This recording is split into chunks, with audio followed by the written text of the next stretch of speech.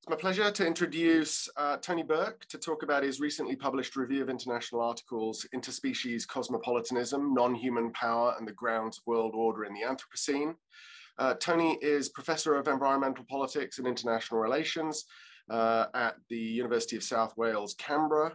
He's author of Uranium, Fear of Security, Beyond Security, Ethics and Violence.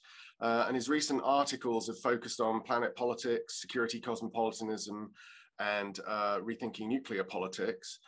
And Tony's new article in Review of International Studies examines, and here I quote, the potential of cosmopolitanism to address the agency, power, and value of non-human life. And the article develops new grounds and principles for an interspecies cosmopolitanism, which can support political and institutional projects to secure the rights of ecosystems and people to flourish and persist in the Anthropocene.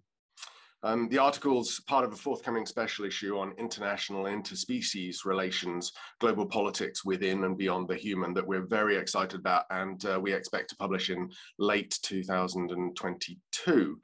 So welcome, Tony. Really excited to talk about your article. Can we start with talking about what led you to the topic? I mean, you've talked about sort of ecosystems, planet politics, and also security cosmopolitanism before, but what brings you, or what brought you to kind of try and bring the two into conversation with one another? Yeah, well, thank you, Martin. I really appreciate this invitation to talk to this text that's come from you and the BESA leadership. Let me just also acknowledge that I'm speaking here in Canberra, which, while being Australia's national capital, is also stolen Indigenous land. So I'm speaking from the traditional lands of the Ngunnawal people, and I pay respects to their elders past and present, and acknowledge that sovereignty has never been ceded. And, you know, that's quite a good spot on your part of seeing that I'd somehow connected the older security cosmopolitanism work with the planet politics in this piece, because the roots of this article do lie in the pieces I published in 2011, an international politics article called The Good State from a Cosmic Point of View, and a very philosophical article in Angelaki, Humanity After Biopolitics. And that was when I really began working up this project, which was then shelved so I could develop some other pieces of thinking, probably of which the most notorious was the planet politics intervention. And there I'd acknowledge the influence and the education that I got from my co-authors on that article, especially Audra Mitchell and Stephanie Fishel. You know, Planet Politics was a very polemical and fast text, written deliberately in the literary mode of the manifesto, and it had a couple of very simple messages. Firstly, that world politics as a field of study and a set of institutions was failing to see planet Earth as a reality and an envelope for human life, and that it would need to reorganize its thinking and its commitments around the challenges of a rapidly changing Earth. I think it was misunderstood as having simple and concrete and final answers about how to do that, when in fact what we were trying to do was open it up as a problem and a source of political potentiality. And so this article, I think, is one of many possible lines of flight from that text.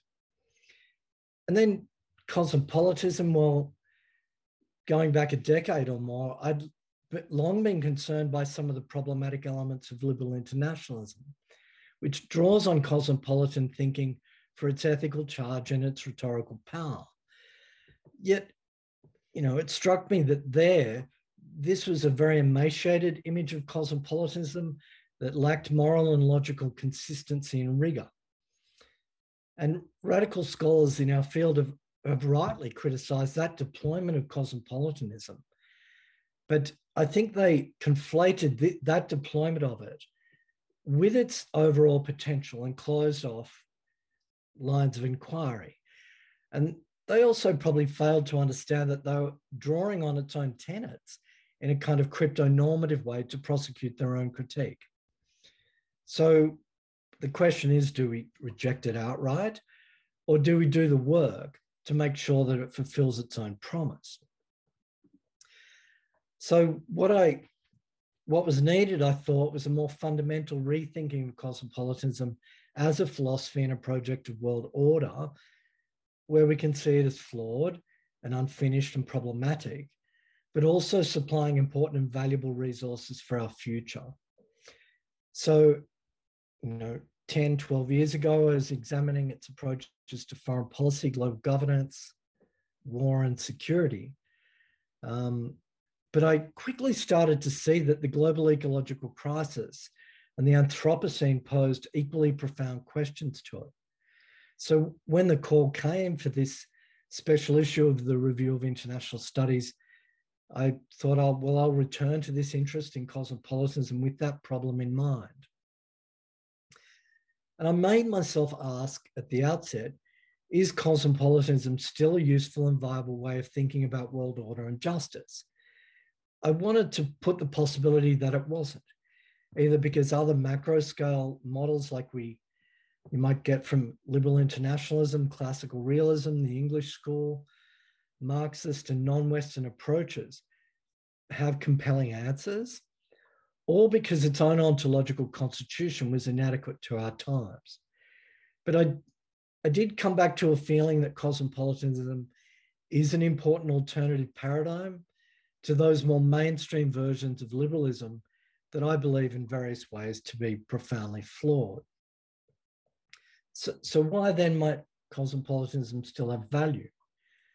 Well, I think ontologically it understands that political, economic and ecological globalization and the kind of untrammeled capitalism that came with it has created planetary scale threats and problems that can't be resolved within the framework of the interstate system.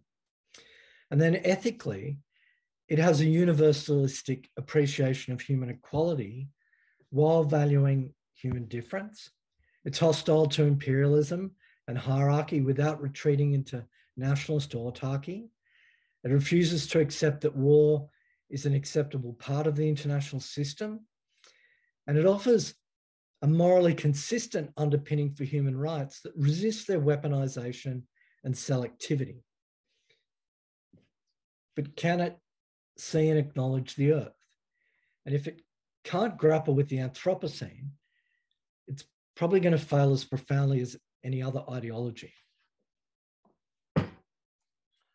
And I think that's really central to the article, and that's what comes through really strongly. I mean, would you say that this kind of almost kind of reclaiming of cosmopolitanism, but reframing it ontologically to take account of the earth, is that the sort of central kind of argument? And if so, what's the kind of insight people should take away from that? What's the kind of, if you like, sort of ethical normative kind of insight they should take away from the article?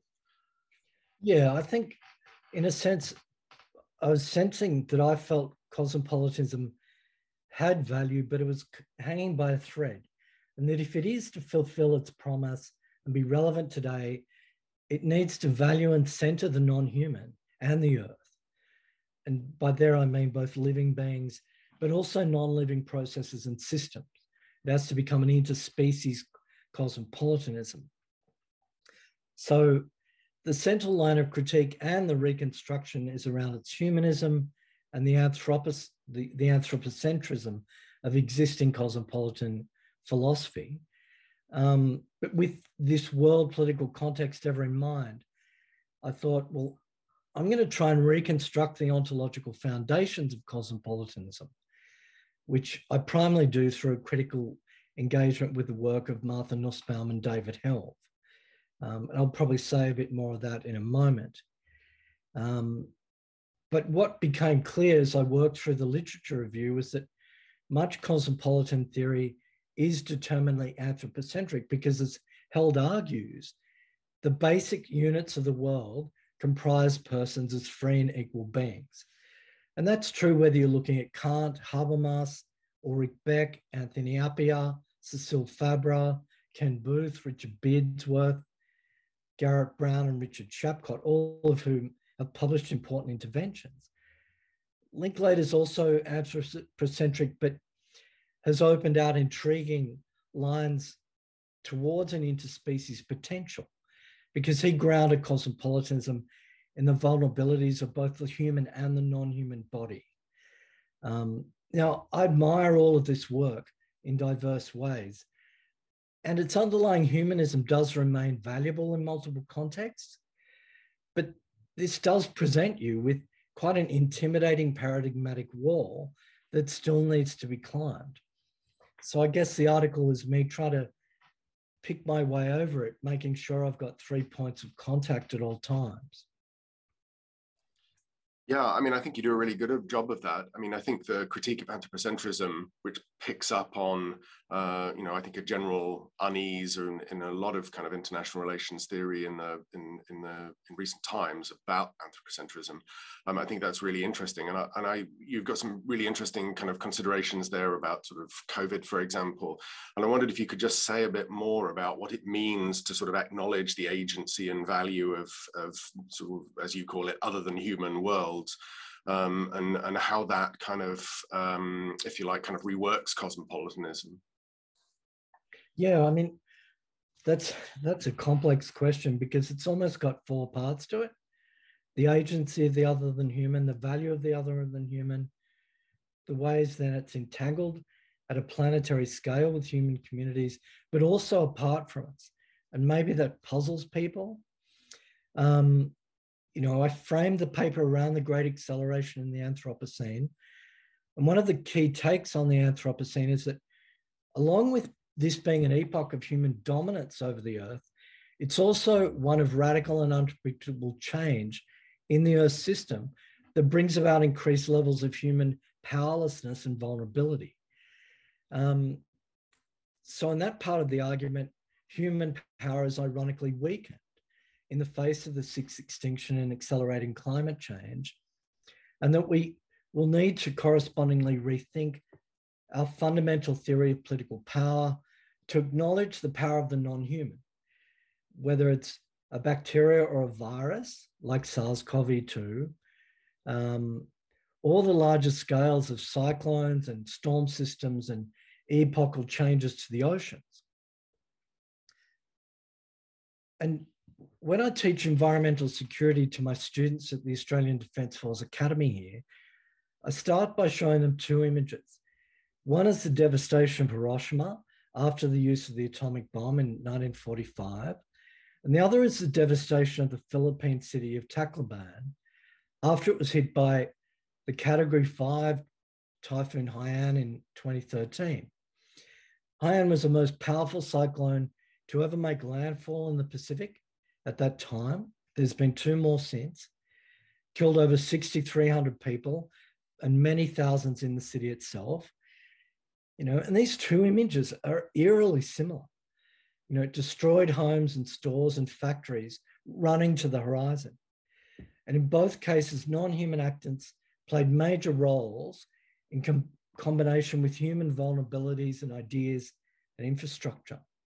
So I worked with Stephanie Fischel in a book called Anthropocene Encounters, where we took this post-humanist interest in non-human actancy into a more fully fledged theory of political power. And we know that Latour defines an actant as an entity that modifies another entity. The implication being we don't need to limit our understanding of agency to human individual actors, but we can extend the idea of an actor to non-human, non-individual entities. And I think mainstream social science and IR still has fundamental problems accepting this.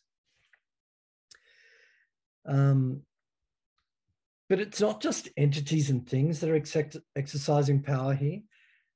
If we move away from a strategic, intentional model of power as a kind of directed, rational influence, and shift into a model where power is always shared across systems and processes, across societies and non-human things and systems, we can move into a complex understanding that we call things, systems, power. So in the context of cosmopolitanism, if you put this complex and chaotic and distributed agency at the forefront, we can then think about what world order is doing at the moment, or world disorder more precisely.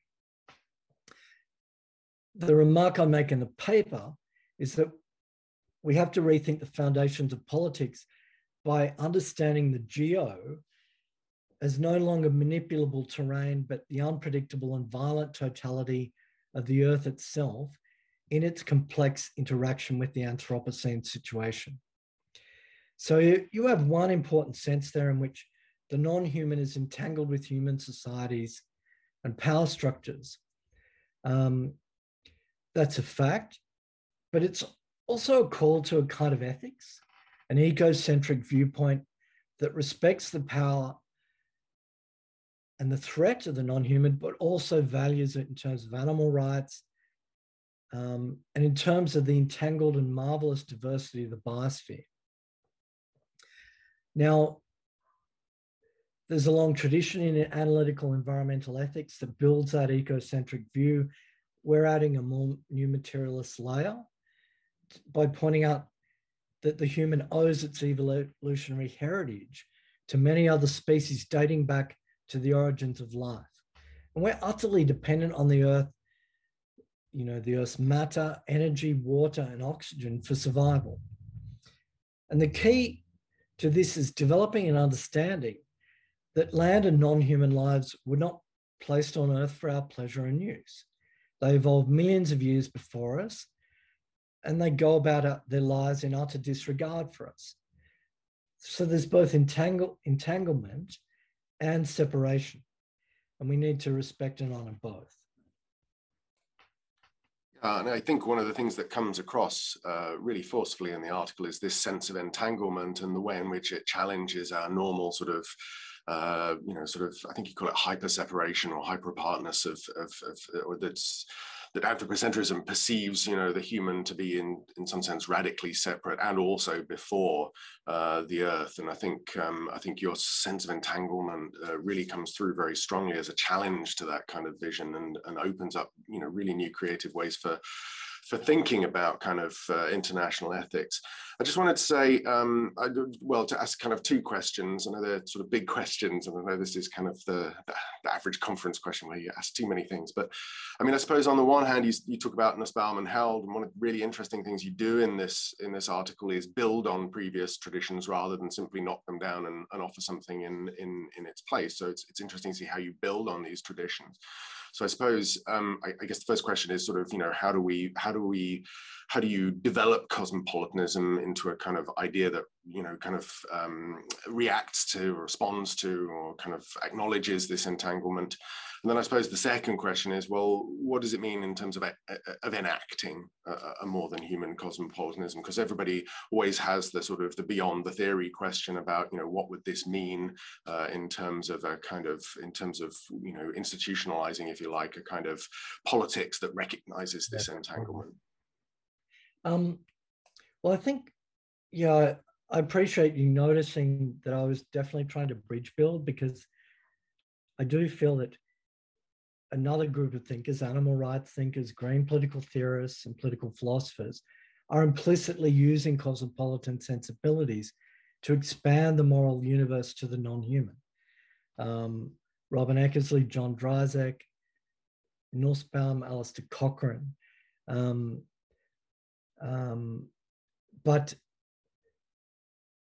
And I think we need to hang on to cosmopolitanism even in this ecological project, because it's clear that the challenges of the Anthropocene don't exhaust the kind of challenges that world order needs to deal with now, which are problems of human justice and social and economic organization. So the approach I took was to look at what challenge does interspecies relations pose to the fundamental ontologies underpinning contemporary cosmopolitan thought.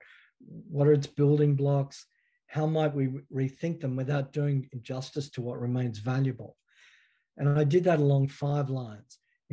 One was, what should be the ground ethical subject of cosmopolitanism, the individual or something else? What should be the fundamental mode of ethical relation? What's our imagined existential unity? Is it humanity or something else? How does that translate into a structure of solidarity? What should be the mode of institutional organization? I think that touches on your Second question, what would the ordering project be? Because I think every ideology's got one. And what would that look like as a project of global justice? And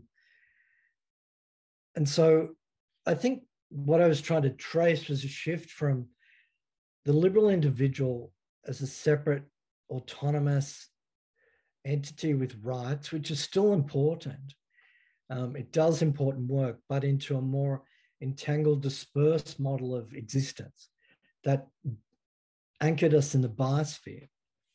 And that then is a shift too, from humanity as a unity of difference and commonality to a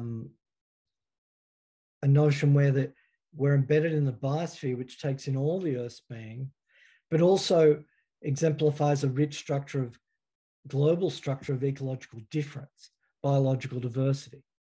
And that recasts the way we think about universality and difference in interesting ways.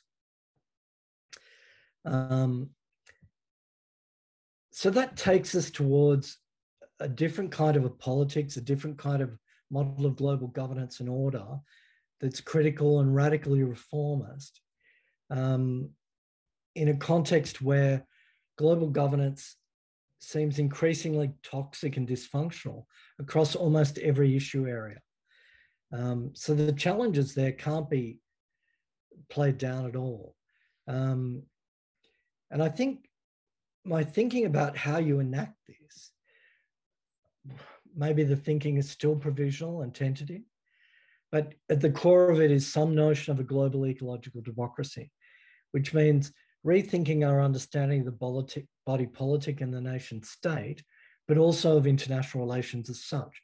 And Cochrane's really interesting here because he proposes a planetary cosmopolitan democracy comprised of overlapping local, national, regional, and global human-animal interspecies communities that don't conform with existing borders or allocations of jurisdictional rights.